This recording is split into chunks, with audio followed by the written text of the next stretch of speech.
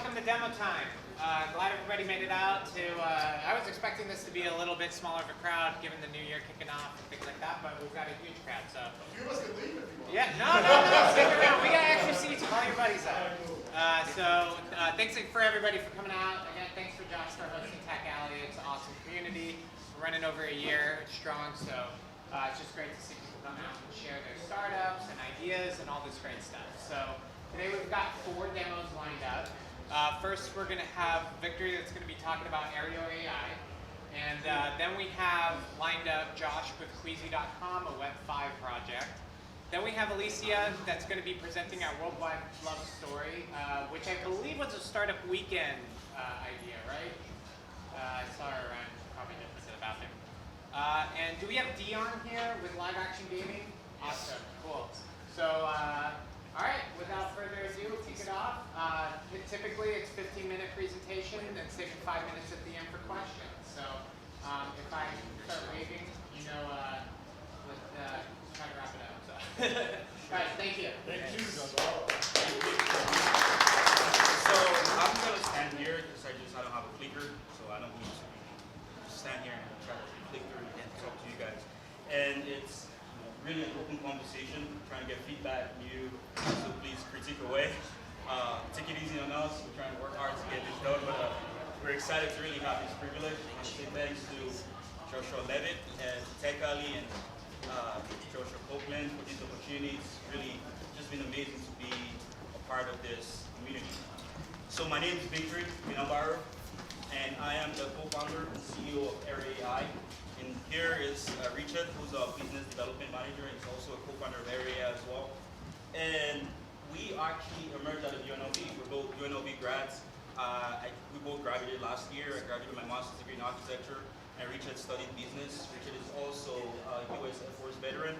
And we emerged out of the President's Innovation Challenge, the very first one from UNLV, where we pitched a revolution, right, to use drones to really digitize our world.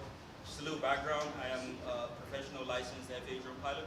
I'm also an architecture designer with an architecture firm here in the city. So the goal for this project and this innovation when it came out through this challenge was to really bridge drones and the built environment, right? Conversation actually started during my master's degree as I did a lot of research into designing vertiports for drones, and my professor thought it was really cool. That's him right there, Glenn Nowak, and we ended up signing up for this innovation challenge, and we put a team together. That's how I met Richard as well through a kind of a matchmaking event for this. And we pitched AERO AI, and we ended up coming out third in that event about a year ago. And this presentation is really to share that vision that we initially pitched and where we're trying to head. So the problem, as a licensed drone pilot, I actually worked for an engineering firm in the city, doing a lot of drone mapping. Really, you could use drones to do a lot of things, but for the most part, you can capture data that can be turned into 3D models and maps, right? But that process is done in a very ad hoc approach, right? Where each drone pilot looks for kind of their own job, right? Kind of leads to inconsistency with the data that they're collecting for companies, right? And also missed insights, because personally for me, I'll fly a drone, capture data that can be used by so many parties, but end up just giving it to one company, right? So leading to that underutilization of that data. And because it's not available for other people to generate information from, it's also on the utilization of the actual insights that you can get from the data. So that disaggregated approach where each drone pilots are working on their own, whether it's individuals or with companies, and the time it takes and the cost as well is what we're trying to solve with our solution. It's an all-in-one, really software as a service solution for commercial drone industry, really that helps a very comprehensive solution that takes drone data collection, drone data processing, and visualization. This is typically the process, right? Instead of making each person using different solutions, we bring that into one umbrella, where we're building that fly-to-earn model, where we connect, it's almost like an Uber for drones, right? Where we connect drone pilot with clients, really, most of our clients in architecture, engineering, construction, inspection, to be able to connect and then, get projects done. Then we provide tools for those drone pilots to be able to process those imagery into multiple kind of data sets. and then a software program that the actual clients can use to interact, visualize, and simulate that data that has been collected. So it's one whole comprehensive package as opposed to just flying a drone. So in terms of the data we can actually capture that we've been capturing, this is some of them. I'll go through all of them individually. The typical aerial image, you take the drone off, you take a cool image, it just works. This is the most basic thing that we do. You can get 4K images, cinematic images, 360 images as well, and time lapse. You have auto mosaic maps. If there's any architects, any surveyor, any person that does mapping, here you know what an auto mosaic is. Really just a flat map that's geo-referenced. So this is typically used for planning. We have CAD drawings that we can overlay on top of this plan, right? My background in architecture, I did a lot of this manually by hand, just being able to draw out, again, this is a part of the insights, right? Where we can now take drawings that architects can use from our drone data. We also have 3D models, right? Using photogrammetry, we're able to take a bunch of images and create a very high quality 3D models that you will probably not see out there, because a lot of people, things that are out there really based on satellite imagery, and they're not as high-res for use. We also have point cloud information, and this is really, really exciting for so many applications to use, right? Really from engineers, surveyors, to even autonomous cars. So this is data that we can also provide with our drone. So that's really the part of the drone services. But then I want to talk a little more about our software, which is really a very immersive platform that helps clients to be able to get insights, visualize, and present work with the data that the drone pilots have collected. It's a virtual 3D library, so instead of just opening an image and opening a photo, you actually immerse yourself in this data that has been collected, right? And you could do so much with that, right?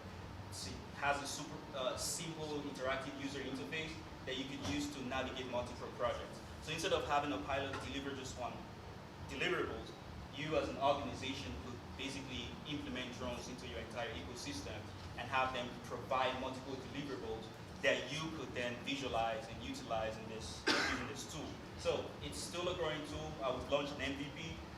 It's built on the Unreal Engine, so we're really able to pull in different data sets into this virtual library.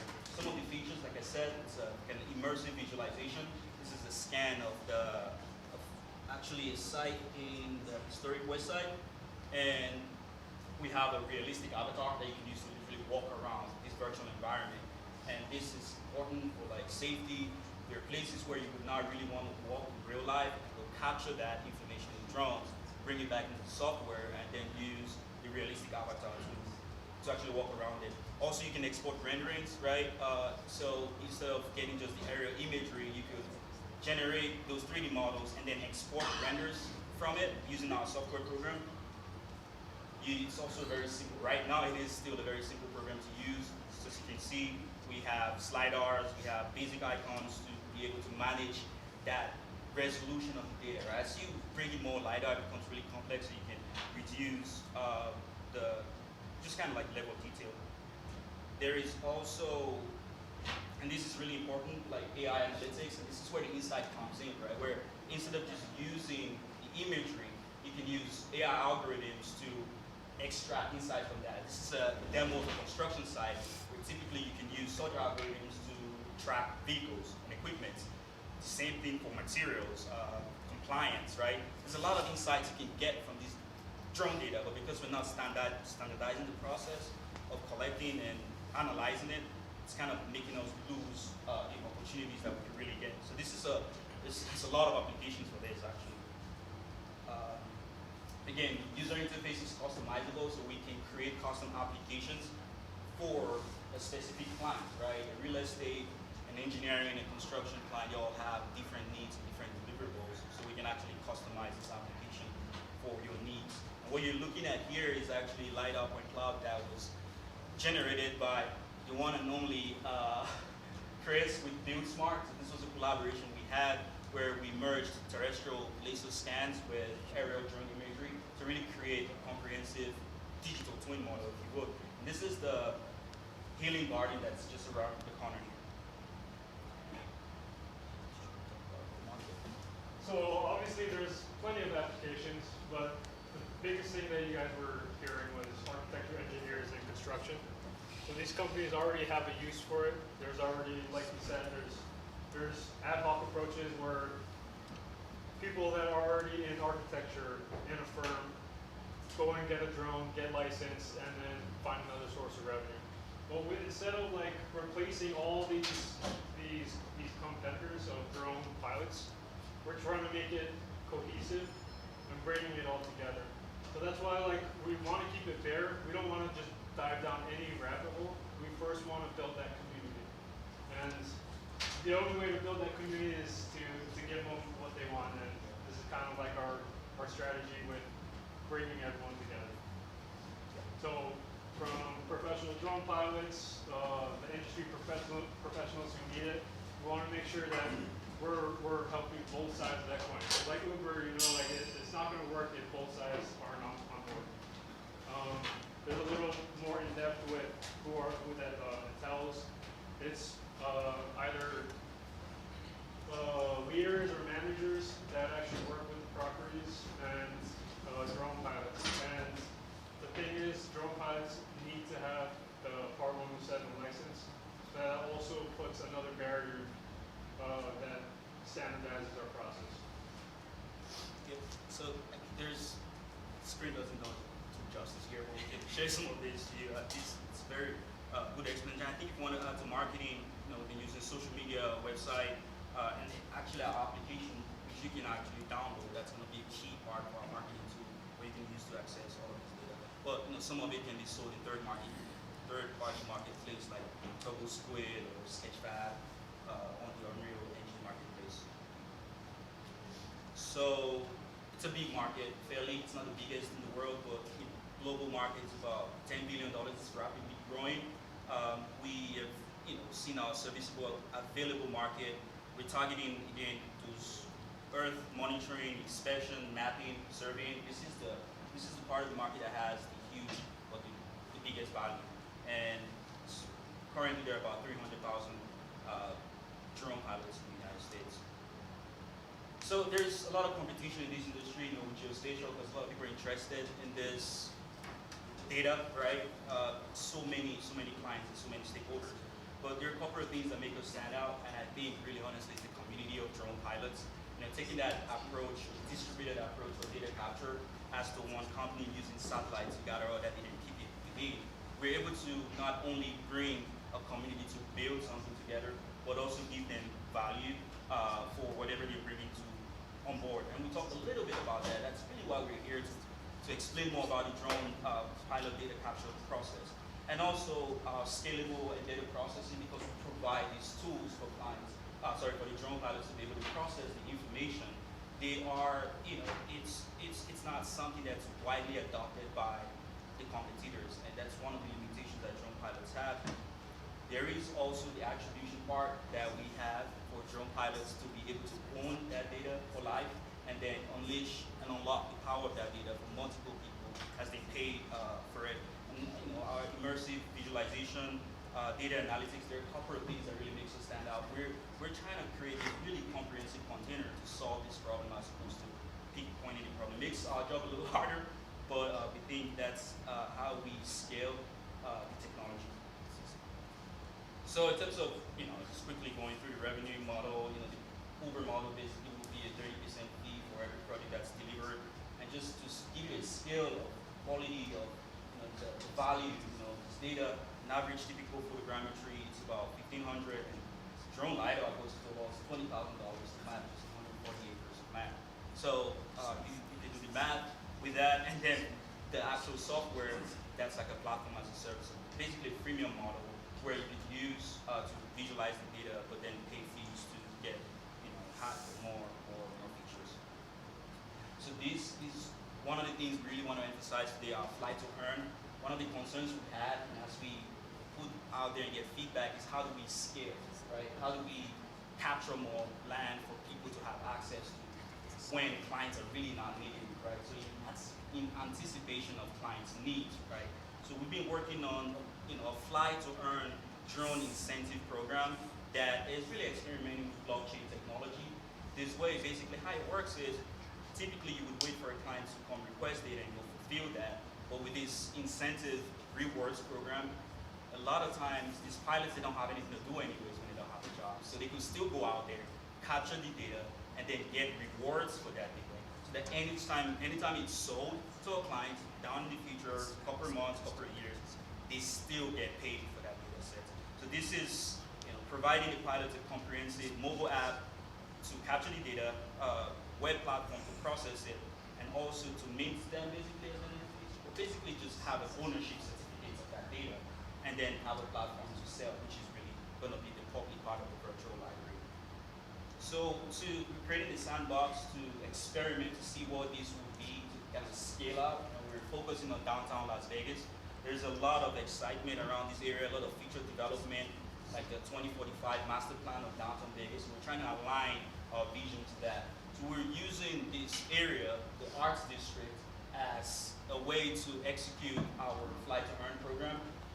We've been engaging with drone pilots in the city, where we're actually going to tile all of downtown Vegas and assign each tile to a drone pilot, and they capture that, and we're able to create that attribution. So we'll see, once this is up, we're actually looking at launching this in Q2 2023 to onboard more drone pilots and make that data available. We'll see the amount of interest we can then garner from the community, so businesses who want to use the data. So this is really an exciting stuff that we're working on. In terms of roadmap, it goes from data capture, and there's a lot that goes into this. We're talking about FAA laws, city ordinances, safety, right? These things are aircrafts, and you're flying 300 feet above the air, it can really cause a lot of damage. So standardizing that data capture approach, so each pilot goes out and know what they're doing, building data process, which we've really been working on, it's pretty much ready at this point, and then that ownership certificate. So we'll be hosting meetings and hosting meetups with pilots to put them through all of this process. And lastly, data dissemination, where the actual software launches, and really any stakeholder in this room can go in there, download the 3D model, and do whatever you want with it. To literally even print it out like this. This is an actual building that we scan and 3D print it out. So there's multiple uses you could get from the data that we're collecting. And just to sum it up, the applications for drones and the data itself is there's just so much I could mention, but these are just a few. As an architectural design professional, yet to be an architect, I see this a lot with planning, right, visualization, collecting the data of an existing site, and then being able to put a building in there and visualize it. And a lot of times architects go through a lot to get that data. Same thing with engineers and construction. We have environmental sciences as well, people who need to study the land, even hospitality. There's a lot. There's a lot you can do. And the metaverse economy, right? And this is really important because I know a lot of people in the city are looking into gaming. This is the kind of data we're providing that we can use to create immersive games, immersive visualization, immersive content. And we're really excited to partner with anyone, really, that want 3D in drones could help, please reach out. In our community, it's the aerial map and visualization specifically to Vegas. We've identified cultural sites across the historic west side, across downtown Las Vegas, literally across the city. There's a lot of culture, a lot of murals in downtown Vegas. That's specifically one of the reasons we're using it as a sandbox. We also have buildings and government, schools, right? But this is another layer. We have to address certain issues of privacy and security, and we have tools and processes to sort of deal with that. We have opportunity zones, places, areas that are underutilized, places and areas that are now being, developed. You can provide this information to clients to be able to conceive their ideas. We have parks and natural resources as well. So this is our team. It's Richard, myself, and Glenn, who's not here today. Glenn is an architect here in Nevada. He's also a professor at the UNLV School of Architecture. And we have Kendall, who we actually met through meetups like this. He's now a very core member of our team, working on our data processing pipeline. And for me, I had a few years of Unreal Engine experience, and we all come with very diverse experience and collaborating together to provide this solution. Thank you. That's the end of my presentation.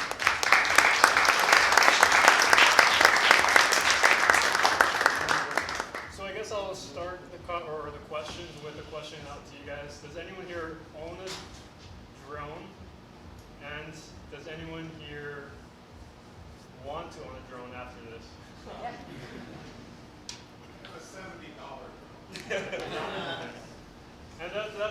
that's a good point. Like, even low-end drones can contribute to this. Like, it doesn't take much. All it needs is a camera, and then the software will do all the running for you. It can run the mission, it can process the data, and then we can stream it. So there's a lot of value to drones, and it's not just at the high level. You don't need some $10,000 drone. You don't need to be like years of experience to do this. Anyone can literally go out, get the license. All it takes is a test, and then buy a drone and start flying. So, any questions? Probably only have time for one question. Okay.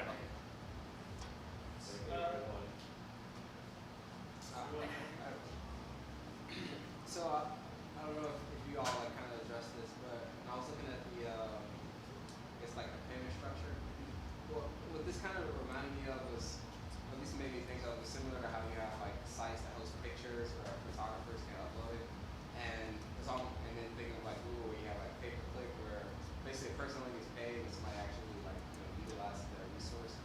Has that been something that's maybe been feasible with you all's model where it's like the pilots, they upload the data and they only get paid when somebody actually uses it versus like it kind of being like contracted out by the business owner? Yeah, that's literally the flight to earn model, right? The contractor part is what's being done by most people, and what we're also doing is linking, clients with drone pilots. But the flight to earn is really the rewards that we give to drone pilots to go capture that data, so that each time it's sold in our virtual library, they get paid, and that's actually built within a smart contract. We don't even have to approve anything, right? It's just automatic. The client buys the data, the pilot gets paid. This could happen obviously in crypto. We know crypto has red, but there's just so much, so much potential with using blockchain technology for what we have to do so we can maintain that attribution for pilots. So yeah, that's a really good point, and that's how we're trying to solve that problem with flight to earn incentive program. Sorry, we ran out of time, but how can they get a hold of you if they want to check out more? Yeah, so that's my email out there.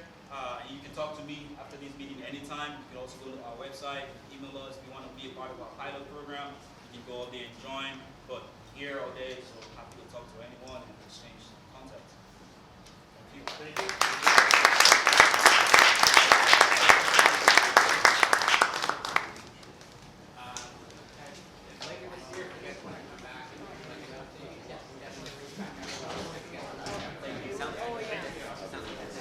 Up next, we have Josh with Queasy. Easy.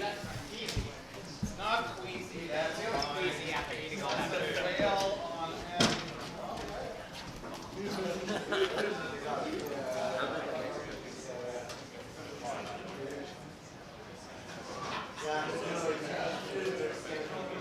Don't you see, I put you in the game.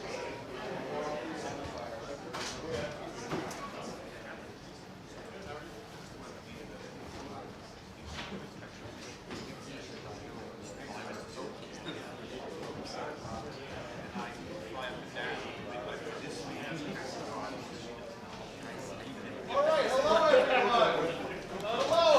Hello. I'm a pretty big personality at times, so I love being in Las Vegas. I'm super happy to be here. I have some handouts, but these were not left on your chair to be left all around. They're interesting, I promise. I'll tell you what we're up to. It's about Web 5. On this piece of paper is a QR code. You can join a website I'm going to talk about. If you're interested, come grab it. There's also room for notes, and you could leave biting criticisms about why it sucks and leave it around everywhere. And then you'll have some engagement, so that's great. So I will pass these around. If you're interested, please take some. You'll understand more about what it is later.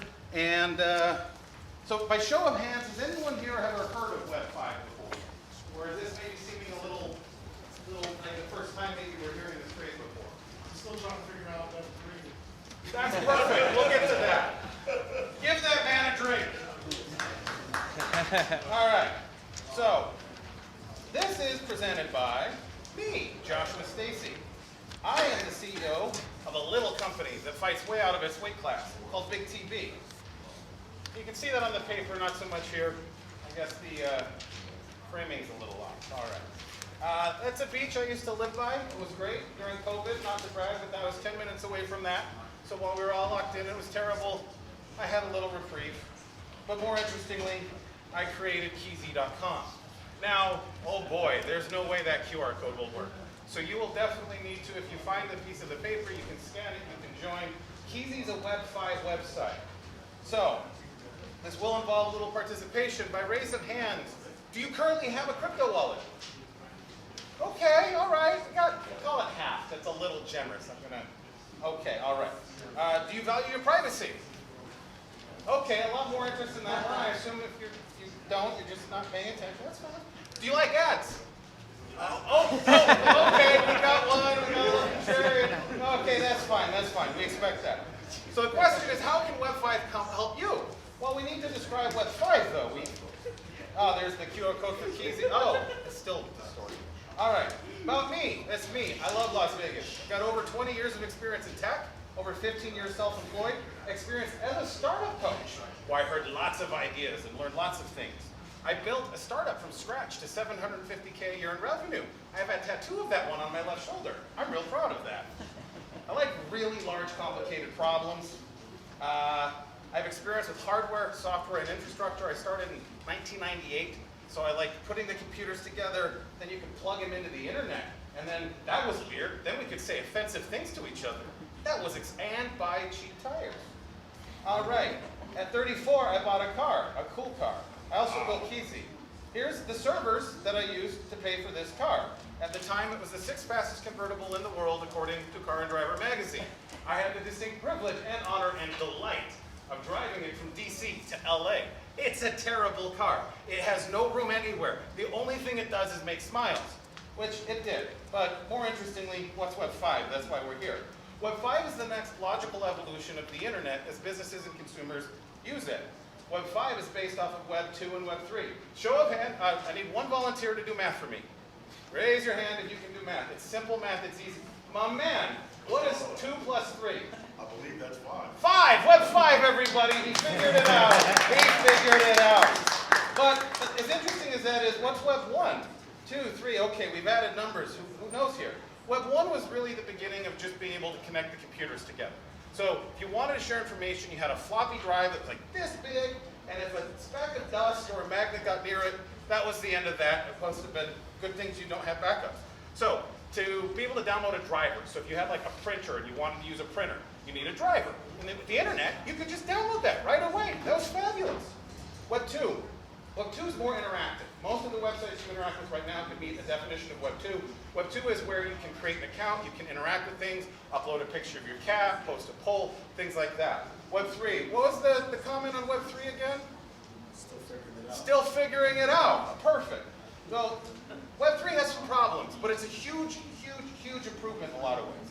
Web 4, I don't know. I'm the Web 5 guy. We did 2 plus 3. They can figure 4 out. So, pros of Web 1. Ability to transfer files remotely. You don't have to go to your friend's house. You can just send them a file, which is great because we're working on like 10 lines of code at a time and we can send it to each other. Awesome. Send email. Oh, or however you might feel about that one. Download drivers. It was virtually uncensored. You could type anything, hit enter. That was that, for better or worse. But there wasn't really autocomplete. The computers didn't guess. We didn't have Google and search engines. You had to type specifically what you wanted. Total piece of shit speeds. Just awful. Just awful. Very little services, extremely complicated, and computers were expensive. All right, Web 2. Well, great news. You got a lot more functionality. You can engage, you can do some things, you can manage accounts, you can really network. And there are a lot of free products and services. I love Google's products. I don't like them as a company in some ways, but I can't help it if I'm just addicted to their cloud services. There's nothing like it. It's a good hacker tech company. I can never pay them as much as I got out of it. Cool. And it made things much easier to use. Downsides, centralized networks can censor and police content. Advertisers heavily manipulate information. Ads suck. There was one person that disagrees. That's fine. There's one in every crowd.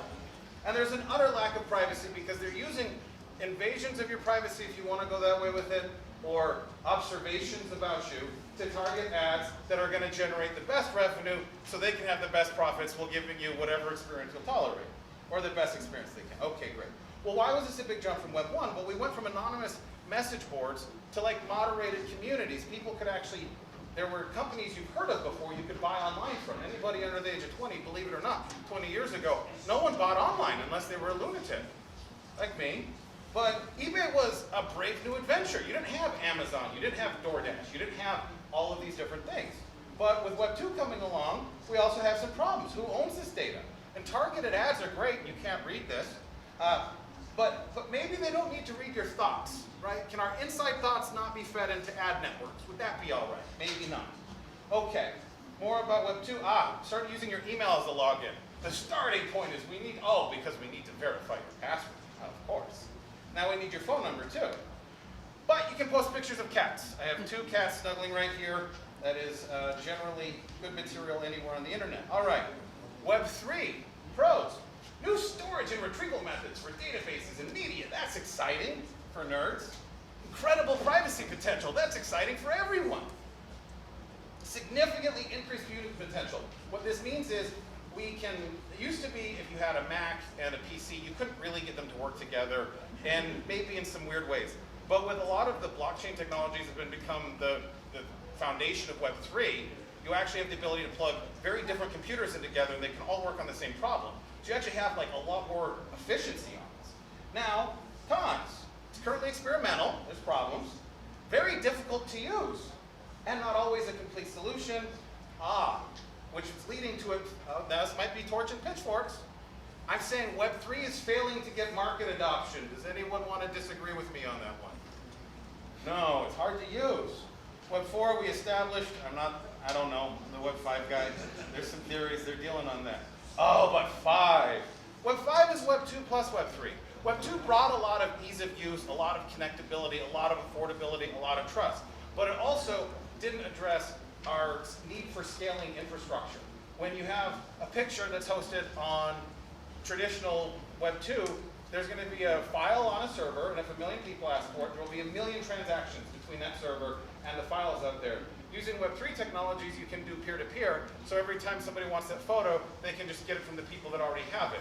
It puts a very, very light load on the centralized servers, which also makes it a lot easier for smaller companies to compete with big companies. I'm a tiny company. I've got 3 people that work with me. We're very small, but I could replace most of YouTube's functionality in about 3 weeks because I can leverage these technologies that don't require me to have significant infrastructure. So, you know, the advantage of this is with Web 5, I can take advantage of all of these technologies. Huge privacy potential. We'll get into that in a minute. I'm super excited to talk about that. All of the increased compute potential. The cons, there's not a lot of Web 5 developers. This is a very new concept, if you can believe it. I just defied the laws of web development by adding 2 and 3 and skipping 4. So, you know, there's not a lot of projects, but I brought one. All right, so to do the recap before we get to the Keezy. Web 1, cool, I can download drivers now. Web 2, cool, look at this picture of my cat, and I can buy car insurance online. Web 3, I can lose money gambling on crypto, but I don't understand it. Web 4, Web 5, these new websites are really fast and do great things. I'd like to view that as the age of collaboration. With that as the intro, I present to you Keezy. So if you have not already visited Keezy.com on your phone, please, I won't think it's rude, go ahead and do that right now. This will require some participation. I have a prize for you if you are one of those people who are not a cryptocurrency wallet owner for free and with no identification, because I value your privacy. You create an account, you've got one. You can use it as easy as PayPal or Venmo. So, what makes this, by the way, if you have a crypto wallet without using an email address or a phone number, you can actually log into Keezy.com. You guys can pause for a moment and digest the thunderous applause I'll be getting for that, stealing that from the mentalist. But this means, imagine you went to any website, anything you use, and instead of saying, what's your email address, what's your phone number, you just sign in with this account that you generated anonymously that has no record of your IP address, has no record of your history, and they can use that to authenticate you and make sure that it's you and you alone posting. And so you have this opportunity for privacy like has never existed. And so that's where I think the best of the next internet is Web 5. We should take the best of Web 2 and use Web 3 as the engine for it. So try it now. If you want to, go ahead. And if not, that's fine too. Not everybody has to participate. But don't say I didn't invite you. So this could be enhanced with IPFS. Say, okay, great, I've never heard of the interplanetary file system before. Could you tell me more about it? Fair. Back in the days of Napster and LimeWire, there was this great thing called peer-to-peer torrenting technology, which has been improved on a lot. And the kids these days, they'll see something like IPFS and say, this has never been done before. And I say, it's been done many times, but this is a better version of it. So what does this one do? Well, this allows you need to use either the Brave browser or some plugin or some duct tape or some crazy glue, all of which I am certified to use. Expert on the duct tape in particular. But what you can do is instead of on the servers that are hosting this website, if you upload a 2 gigabyte video, let's say, and then another person does, at some point we'll reach the limit of the storage capabilities of this.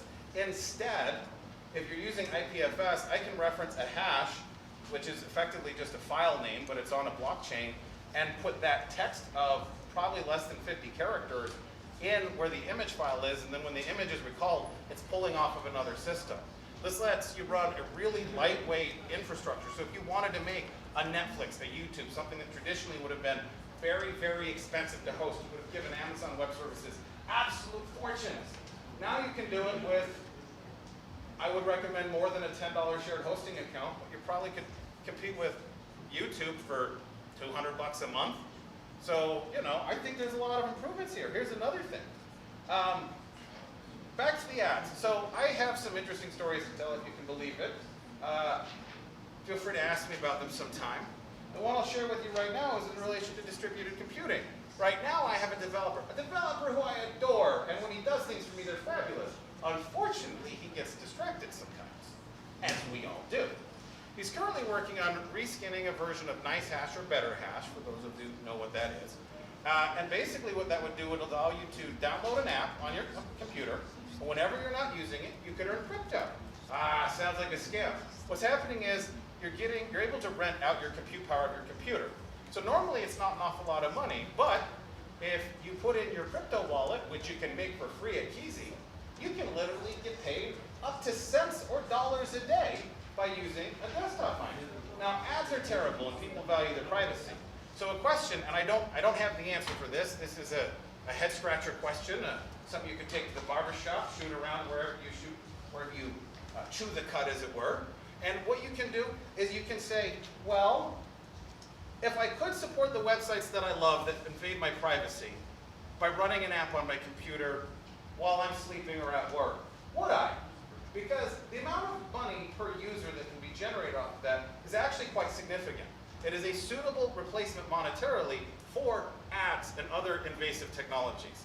So to the extent that we are looking for an internet in the future that protects our privacy, that is fast, that is reliable, that we're choosing what's going on, the biggest shift that happened with Web 1 and Web 2 was it went from the hackers and nerds are playing around to there's some corporate interests and a number of influence going on. Partially, that was just the culture then. People were just duct taping crazy roads. Early, that was Web 1. It was not a better time. It was just a different time. But when we're looking at these companies that are providing these infrastructure, how do we solve these problems, right? Businesses need to make money. So before I go to questions, I'll close with this. On Keezy.com right now, there is a group called Tech Alley Las Vegas. And if you go there and you join there, you should say what you're up to. People here like to network. We see each other once a month. It's fun. We see familiar faces. Maybe we see some presentations. But in the meantime, there's things we can do. So, my company, Big TV, we build and host websites, apps, and tools. Within the last 2 years, we built 50 projects. We can build a lot of things at the same time. We do have internships available if you want to learn WordPress or sales. BigTV.com/careers. And then this is me. Those are my servers. That's a car I bought a while ago. This is another one I drove horribly. And if you want to send me Bitcoin and ask me questions, that's fine too. So with that, thunderous round of applause. Yeah. And questions. Raise your hands if you have a question.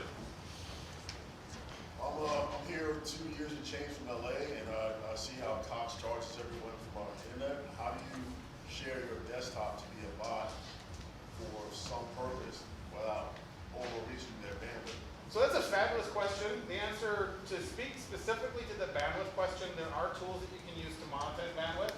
I'm not basing off of that. In fact, it's mostly the compute power. Very, very little bandwidth. You can run it not quite on a 14.4 modem.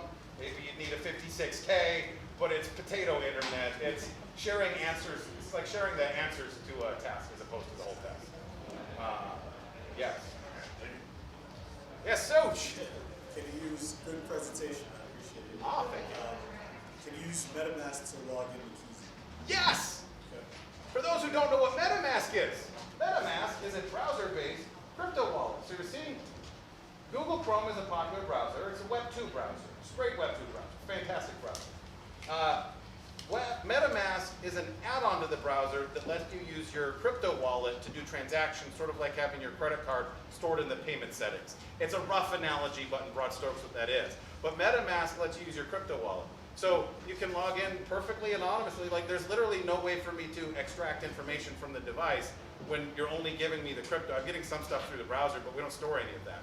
So yeah, MetaMask is a great way to log into Keezy. What else we got? Last one. What's that? Uniswap Ah, what about Uniswap? is also like a prospect, and you link it to your Uniswap business. So my understanding of Uniswap, so I've used PancakeSwap before, and I believe that's simple. Do we have an answer here? Okay, so it's an exchange. Yes. But yeah, it's a MetaMask as well, yeah. It's a wallet. So you'd use MetaMask to get into it.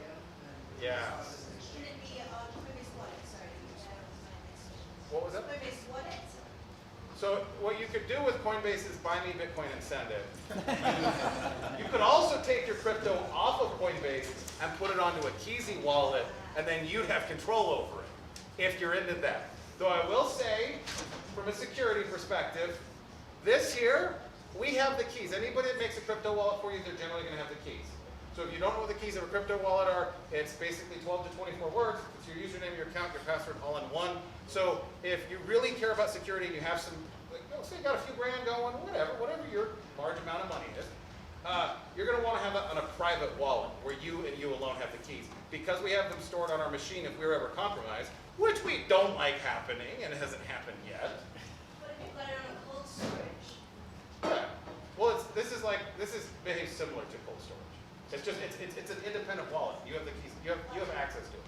But we created it, so we have the keys to it. So that way, when you forget about the keys, you go, "Oh, my keys." We have them. Another. Yay!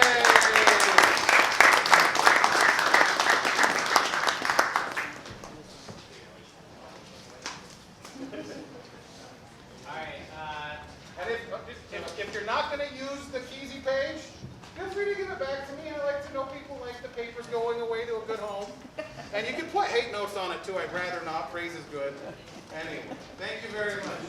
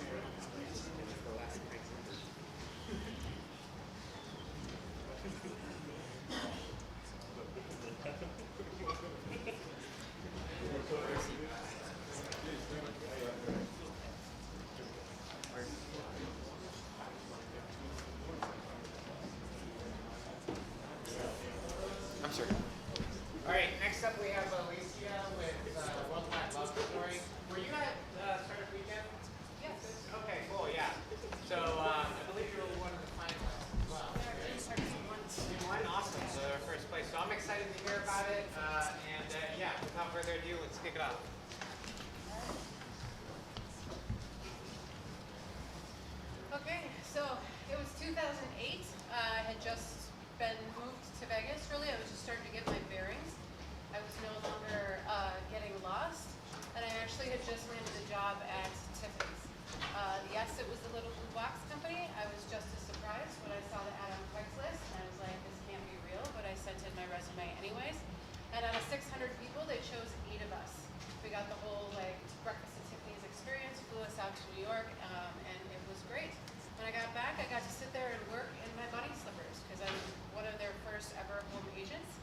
And so we basically got to just sit around and help people shop all day. A lot of that meant like writing love letters for people, really, because when people shop at Tiffany's, they're often buying for people that they love, and we got to help them try and fit their message on their gift card. So those were my days. At the time, I was actually dating a guy who was a DJ, and one random Friday afternoon, I decided to go in to work with him to pick up his check from some gig that he had done. And the owner of this entertainment company was losing his ever-loving mind because he had a wedding the next day, and it turns out that his videographer had canceled. So for whatever reason, he looks at me, and he's like, have you ever shot a wedding before? And I was like, I don't know my way around a camera like at all. But he offered me like this exorbitant amount of money and was like, I'll take care of all the settings for you. He's like, all you have to do is show up, press play, and please don't break anything.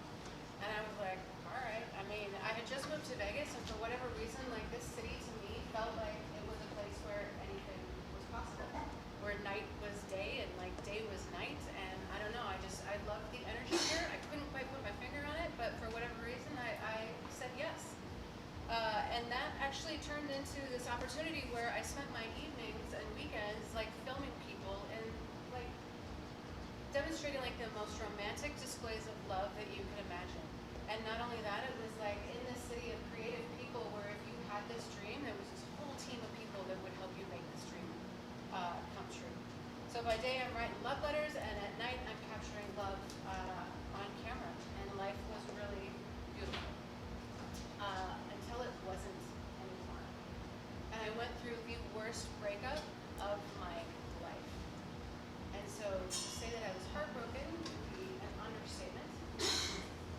And I learned from that lesson that I think that breakups are always hardest on the person that either didn't see them coming or wasn't willing to admit that they saw it coming. So now, cut back to my life. I'm still in my bunny slippers, but I am a hot fucking mess.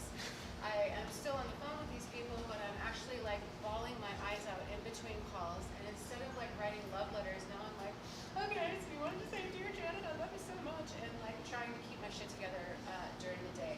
And at night, here I am, still recording people's love on camera. But the nice thing about being on camera is that you sort of get to hide.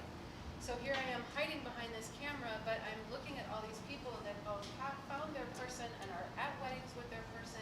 And I'm going, how is it that all of these people can seem to figure this out, but I can't? And then this happened.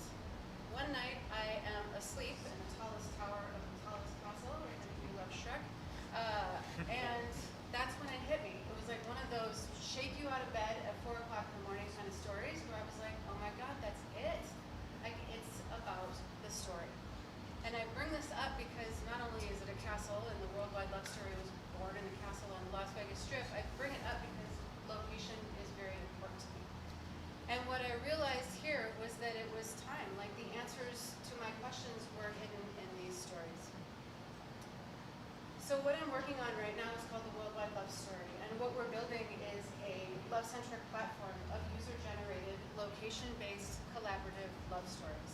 And what that means is that we're reaching out to real people who have been through some shit and still chose love in whatever capacity that happens to look like for them, and asking them to share their stories.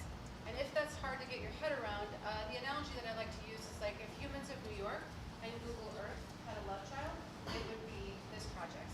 Or if you're not familiar with Humans of New York and you want to take it way back, it's like Chicken Soup for the Soul and Google Earth. And the reason that Google Earth matters is because what we're doing is we're collecting these love stories, but we're taking it a step further and we're dropping a pin on the map for where you were when you realized you loved your person.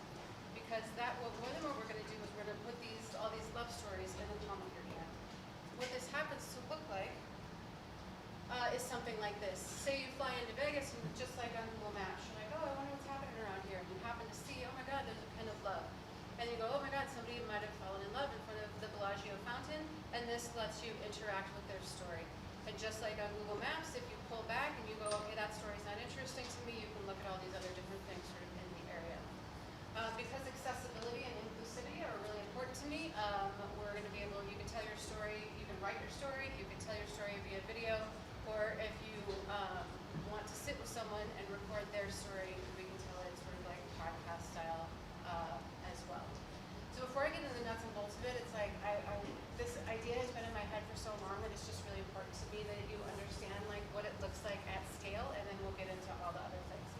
So what I envision when this thing actually like gets to scale is that what we're going to do is by virtue of dropping a pin on the map, this part of it is important to me because what we're doing is we're basically co-creating a map where instead of borders and divisions, you actually see where love happened.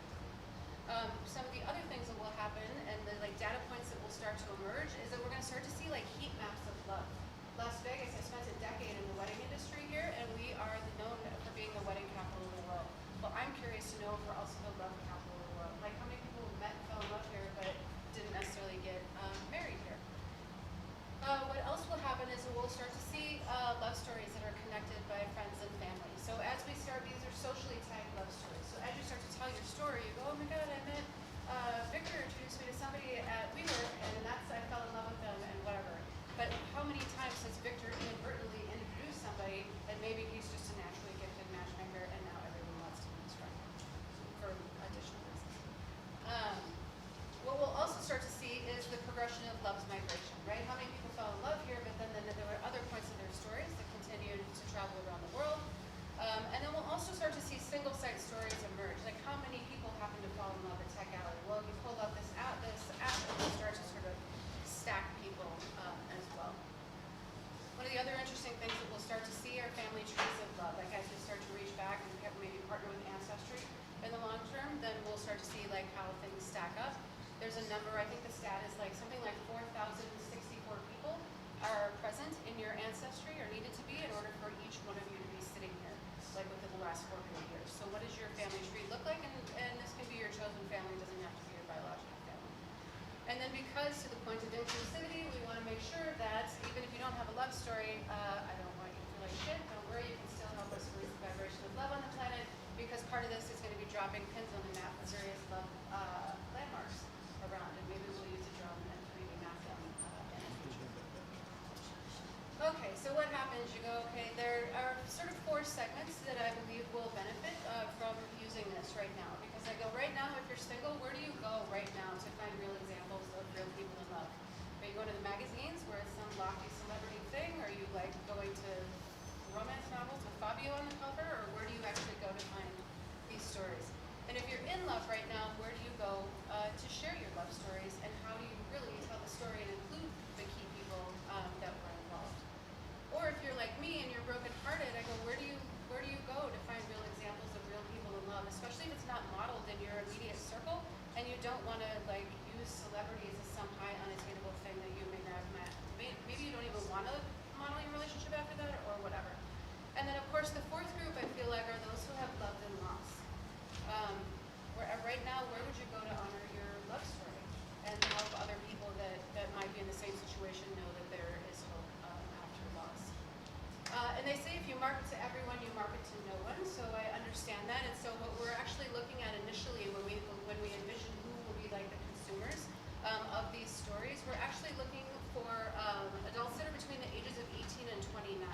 And the reason that we selected this group is because at this point, this age group for the first time in history is waiting the longest to sort of find their life partners. They have different amounts of less pressure, social stigma and whatnot to get married out of the gate, have the kids, do the things. So they're being a little bit more choosy. Courtesy of the pandemic, unfortunately, they are also experiencing a higher rate of loneliness because they feel like, according to studies anyways, that they sort of got robbed of sort of a social connection period in their life where they would have been out like dating and participating in some things. So they're more likely to change in relationship status. And this segment is more likely, and it's a natural thing to try and find these solutions online. And with this generation that would have already, they're shopping for cars, they're finding their therapist, why wouldn't they want to learn about love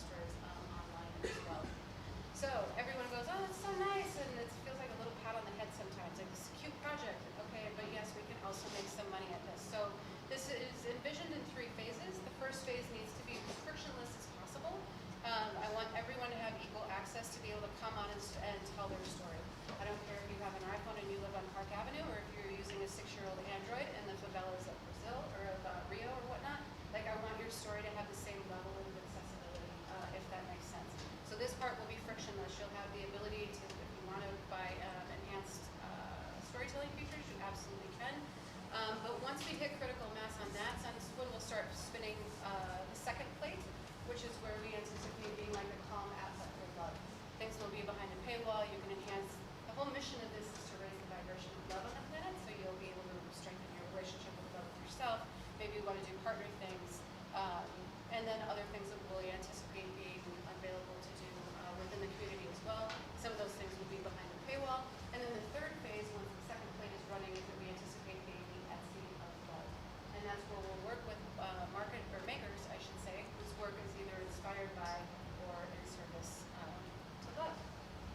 Competitive analysis. There's a bunch of people out there that take like little bits and pieces of things, but they don't necessarily own their own platform. And so we know what happens when you don't own your own platform. You're at the mercy of all different things. And so one of the main things that we really are looking forward to is actually owning our own platform and going from there. We have some sort of numbers that we threw together based on the different phases, and that's anticipating, instead of a timeline, we're just using like user acquisition, so that sort of gives you, these numbers are based on a 2% conversion rate at 1 million people, 2 million, 3 million, and then this has to do with in-app purchases, subscriptions using Calm as the sort of baseline. And this last one is calculated at 1%, and this is using the 518 as like the average social media spend per user per year to sort of escalate things that way. We have a rock star team of people. I apologize in advance to Kevin, but he's looking at you, and he's an awesome CFO if you ever need him. A bunch of people that I've met, both just by virtue of being in Vegas, just awesome people. I personally have a few apps in the App Store right now. One is called 365 Days of Love. It delivers a new language with which to say I love you every day for a year. So we have an existing audience then. We're going to do a revamp on that and then push out sort of a soft launch for a crowdfunding campaign to do with that later. This is our roadmap, and again, this is our mission, is to raise the vibration of love on the planet. And if you want to take out your phone, we are looking for, primarily our push is for storytellers right now, but we're also looking for advisors. We have room for ambassadors. Those are people that might not have a love story but want to get involved in some other way. So my name is Alicia, and I welcome your questions.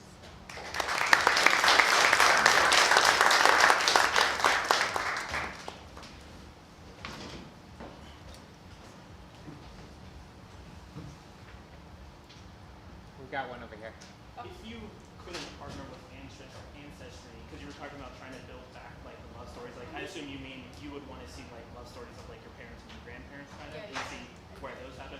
Would you still try to find a way to incorporate that, like see if people would want to just fill out themselves in the same way that they're doing that on Ancestry anyways, just doing it directly from your site? Yeah, for sure. For sure. I think anything that like helps us fill out the tree and then just see, like, there's this whole, like, I know that there's a certain age group of people that are not going to use this app. My grandmother, whoever, would never download this app, but to the point of like ambassadors, there are people that are sitting in nursing homes. There's this expression like when an old man dies, the library burns to the ground. This is like this whole generation of people that were able to meet and maintain relationships, right? Like without tech. And so if you want to get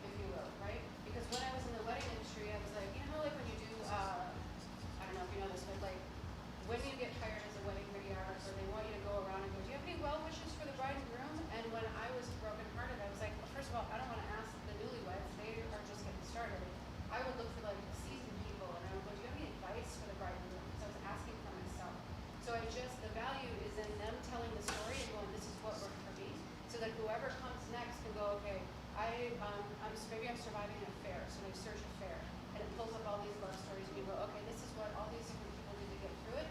Take what works for you, leave the rest, and hopefully you make better decisions. It's almost like we're helping each other to fail faster in love, if that makes sense, so that we can get back to the business of loving. It's like Reddit for love story. Yeah, kind of.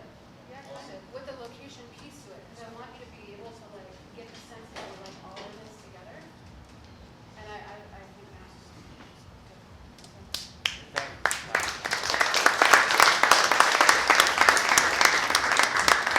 you have a website? Do you have other than the Oh app, yeah. or- So it's worldwidelovestory.com, and then yeah, forgive me because it like it tells what we believe and it splinters off into these other pages. But Okay. yeah. Cool, that's awesome. Okay, our last presentation for the night is Dion with live action gaming. Yeah, no, all good. While he gets connected, just heads up, I've got some business cards up here at the front. I love feedback on the group, what you think went well, what you think went bad. Feel free to tell me. Also, if you have a startup and you want to pitch it next month, we have spots available. Whether it's a pet project you're working on, or you know a buddy that's working on something, pitch this to them and let's get them set up in front of the community. So,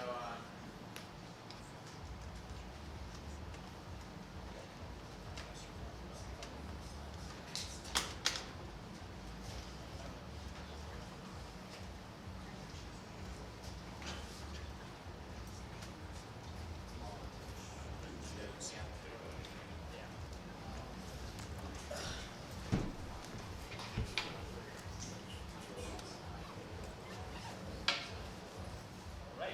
Thank you. Just want to give you a heads up. Mine is not a tech. It's not software. It's not hardware. So thanks for letting me interrupt your scheduled programming. This is just a new experience, and I just wanted the chance to kind of talk about it a little bit. So it's called Live Action Gaming, brand new company. What it is it's a new immersive experience. I know that term gets used a lot nowadays, but it's immersive in a sense that you are interacting with the story, and everything you do in this experience will impact the outcome. So we just launched October of last year, still getting used to saying last year. So it's an interactive spy game which combines elements of an escape room with laser tag.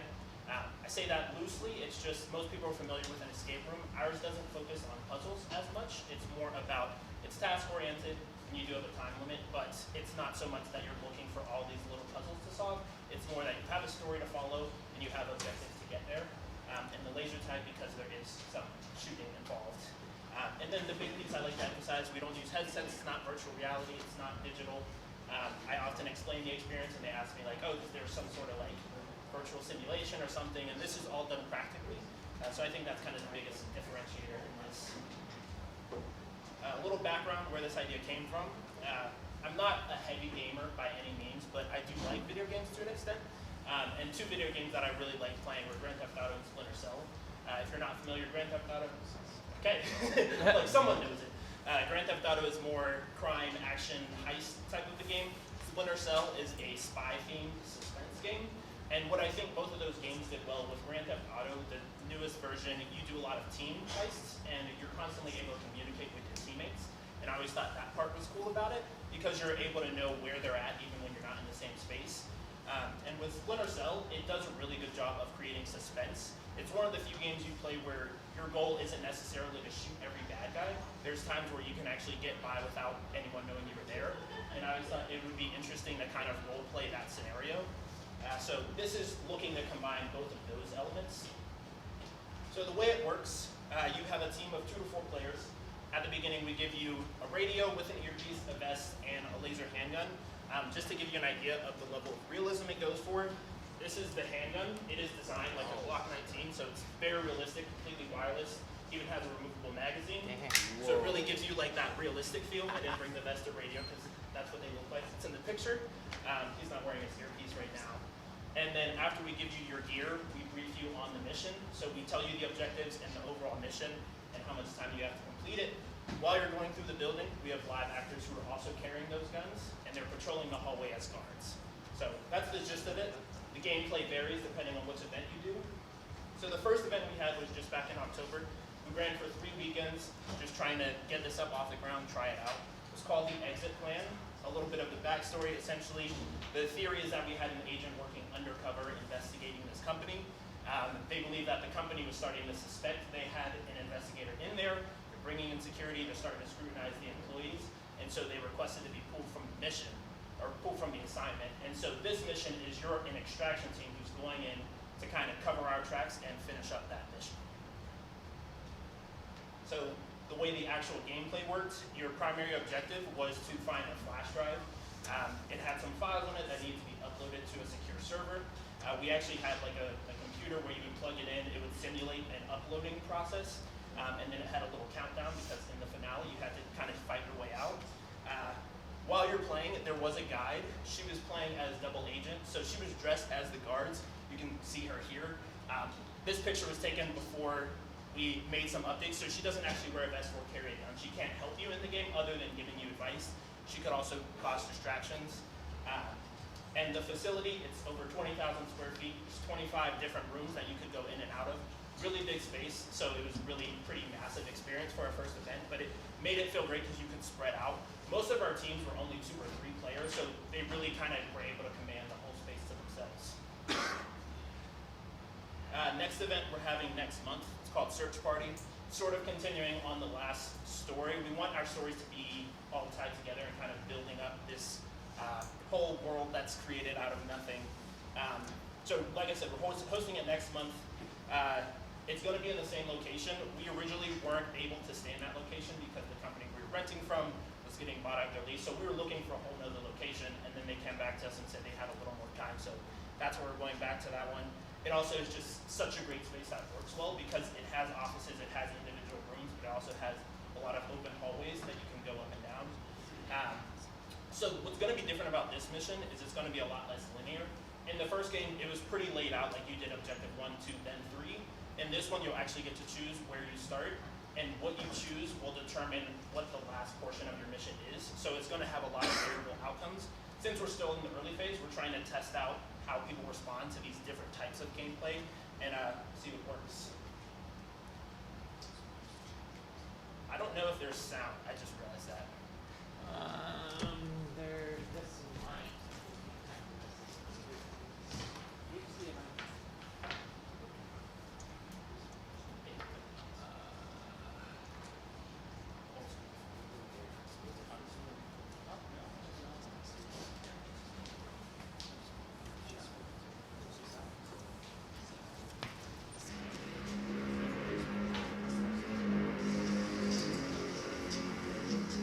So, are you ready? Your mission is simple. Our agent left you a list of objectives. You'll be going into this facility after hours, but always be on your guard, because there are armed guards on patrol. As long as you work as a team, you shouldn't have too much trouble.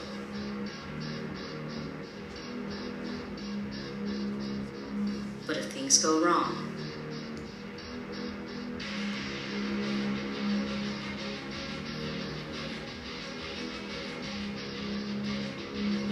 you know what to do.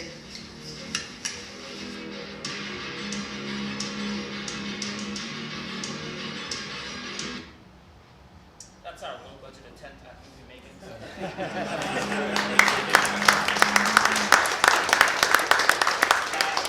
So just to kind of give you an idea of where we're at. Current challenges, location is one of the hardest things with these type of things. Finding a space that's big enough, has the right layout, is affordable, is accessible. Like there's so many factors. I spent 5 months or so every day going to different locations across Las Vegas to try to find the first location.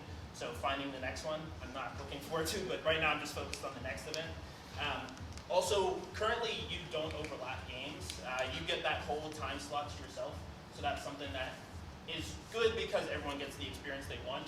The only challenge is that it'd be great to allow more reservations.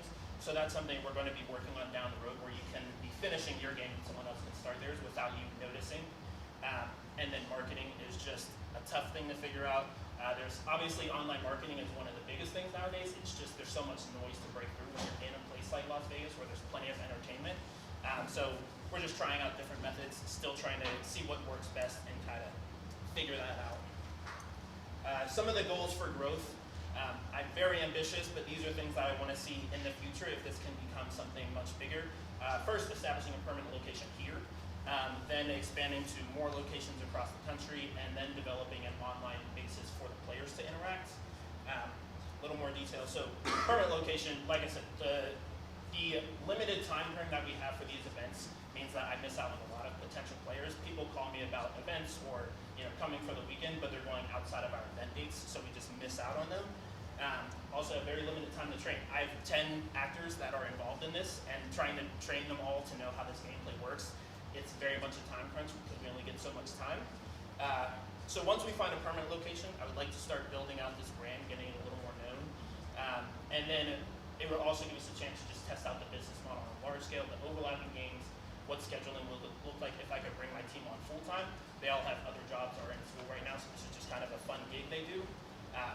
Just it would give us a chance to kind of figure out the tweaks of everything. Expanding to additional attractions, I don't want this to be something that is just like you have it in every city. I actually want it to be like a destination. Not to copy, but sort of like Disney. I'd like it to be the place that you go because you really want to just spend the time there and this experience is worth it. Ideally, like I said, we want the games to all connect together. So at any given time, it would be nice if you could go to a location. We have one version of the game for a certain amount of time, maybe 3 to 4 months, and then it rotates to the next game in that series. That way people could also come back and play it again rather than going it once and we never see them again. And then keeping the story, once that story finishes, we would ideally rotate to a whole new story, so then you'd see a big overhaul just through all those locations. The online environment is the part where that's going to be more of a development phase once we establish the location here first. But I want this to be similar to the way video games are now, where you can play online, you create a profile, you start to earn points when you play, and then you can use those points to upgrade your weapons. Right now we just offer the pistol, but I know that the company where we get those, you could also have shotguns, you could have sniper rifles, and just changing up the mission and allowing you to get better gear.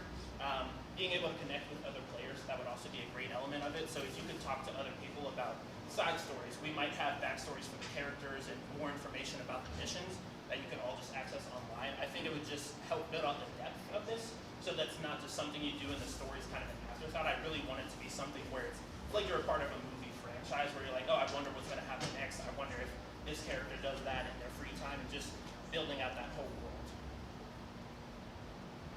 And then, like I said, here's just a summary. Really basically trying to reverse engineer the gaming model. Instead of doing online gaming and then building more immersive experiences, I want to start with the experience and then build out the online world from there. Still working on proving out the concept. We're still early, so like I said, this will be our second event next month, so still working on tweaks, still seeing what works. But my vision is that this becomes something that's pretty premier, pretty much like one of the big destinations, one of the reasons you might come to Las Vegas. And currently working on an updated business plan. Made a whole business plan before I did the first event, thought I'd get fundraising, all of them wanted proof of concept, so now working on updating it now that I have real information, real data, and we're getting a lot more feedback from our customers, or players as I call them, just to kind of learn more what works and what makes sense and where we can go with it. So that is all.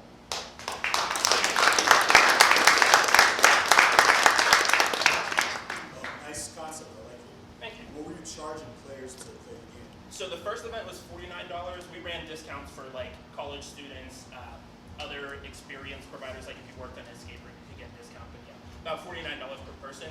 The games took most people about 45 minutes. They could have a little longer. The good thing was because it was the first one, I was like, if you're almost done and you ran out of time, I could just let it go for a few extra minutes, but yeah, it's about a 45-minute experience. First off, I love these types of experiences. I love it working in Las Vegas. So these ideas are definitely possible, and I would. So my question is about the immersion factor. So having gone to several of these types of events, like I've gone to like a zombie one. It's like a zombie apocalypse, and you go through this little warehouse and clear it out. Was it that Total Apocalypse Las Vegas? Maybe. I can't remember. But ultimately, yeah, you get all the bunch of weapons. But the immersion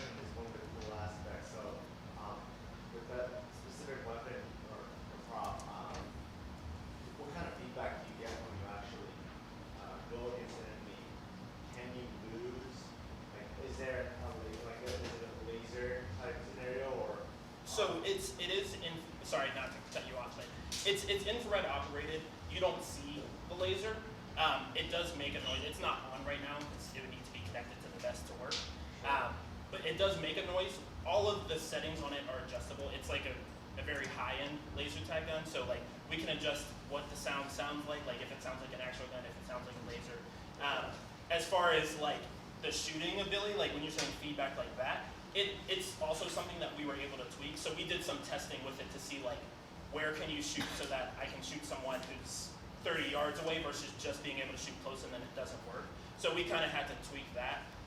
Luckily, we turned most of the lights off in the building. There are some on, but it helps the infrared surprisingly just pick up on it better. Right, and you said you had several outcomes. You were working on several outcomes in game, and I know you got to work that out with multiple customers, but you know, it's pretty linear, like you said right now. In that there's no, you can't lose. You have to end up in the same place. So yeah, in the first one, you could get shot. It was like 3 shots as a kill. Again, all adjustable settings.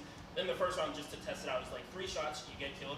And we had 4 devices like throughout the building that you could go to respawn. In this next one, I'm going to make it a little more consequential, or at least offer the option where you only get a limited number of attempts, so that if you are killed 3 times or so, then you actually, that player is eliminated permanently, and only the other 3 players can keep going. So I didn't want to make it too challenging in the first one because everyone was like, I still don't know if I get what this is going, and when I handed them the gun, they're kind of like, all right, so I'm nervous now because I don't know what's going on. So this next one, I want to try a little more of a difficulty, make it a little more consequential. But yeah. This is cool. I'll have one last thing. So some of the events I've gone to, they use like airsoft, right? Yeah. And so the actors, they need to be in full gear, like yeah, fully protected, right? Now that adds really cool feedback, but of course it's still gonna hurt things that might hurt a little bit with the actors. This is cool that the lasers. So yeah, I think airsoft and paintball were like 2 things I looked at. The challenge with paintball and airsoft, one is the cleanup, like because it's not our space, like there's going to be pellets everywhere. I don't want to deter people who don't want to get hurt. So this company offers a version where you can, the vest vibrates, but you can actually do a version where it'll shock you, like a slight shock, so that there would still be that fear of getting shocked. That's something, again, I'm like, not going to do that in the first round, but it's something that I'm going to implement later, or again, at least offer the option.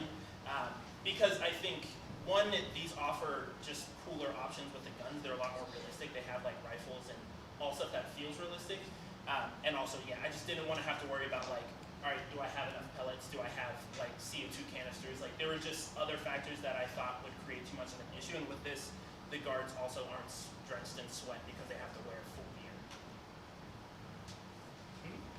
For marketing, what I think would possibly work is, I know you don't necessarily want to give away the experience, but like maybe like having cameras in certain parts, and then at the end of a run through, like a team can maybe get like a little montage of their run through. That's what I 100% want to do. That was going to be done in the first version.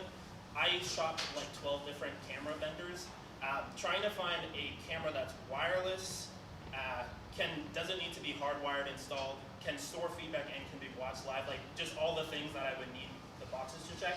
I only found one and then it still didn't work. So literally like the Sunday before opening weekend, I had to rework the whole plan because I was like, these cameras don't work. But it's something, once we get a permanent location, or if I just find a location where they already have cameras installed, that's something I 100% want to do because I think it would sell a lot better. I didn't have this video when I was marketing the first event. We made this at the end of that event because I had the team together and had the camera guy. So I only had stock photos to market this first one. I'm hoping this time it'll go a lot better because I have actual photos, actual guest feedback. But yeah, I'm right there with you. I think that sells it a lot better so people can get an idea of how it works and then people can see what they did. And they'd also like share to their own profile. Yeah, I really want it to be something where it's like, look at this cool thing that we did. See this action shot where I was sliding on the floor. We had so many people who were like crawling on the floor and like jumping over tables, and I'm like, have fun as long as you don't break anything. So. Someone asked a question like that. Go ahead. So I saw in the video that you had like a really close encounter. That's It happens. We did a whole safety briefing up front about that. We're like, you might end up close to them. You touched that or what? we say no touching. They won't touch you. You don't touch them. There was like a couple of encounters where someone was like hiding behind a door, and the guard comes in and they just jumped in. They just like bumped them.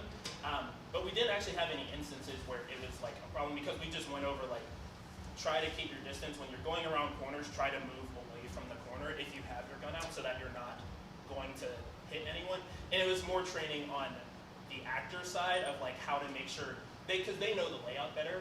And how to make sure they're not going into situations where they're going to end up with that close encounter, because most of the times they would have the chance to see them from at least like a small distance.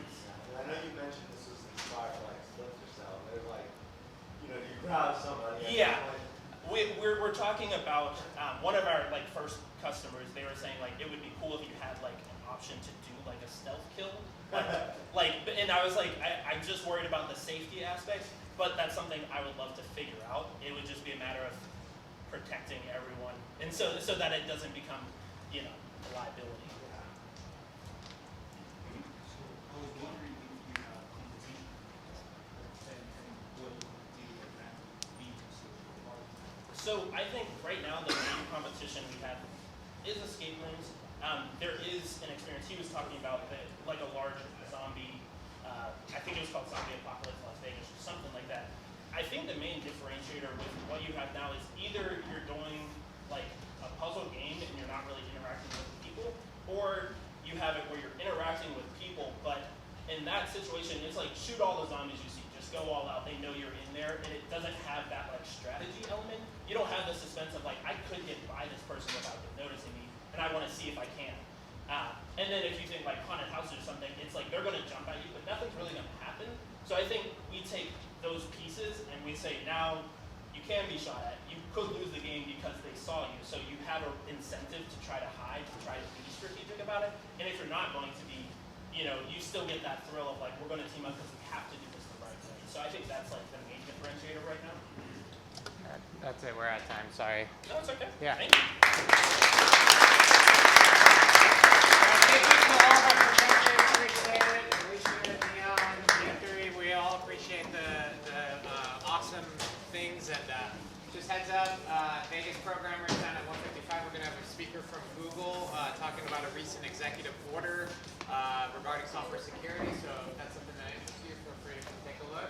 Otherwise, grab one of my business cards if you want to give some feedback to the group. And also, if you would like to pitch a demo, shoot it over to me. Thank you very much for everyone that's come on.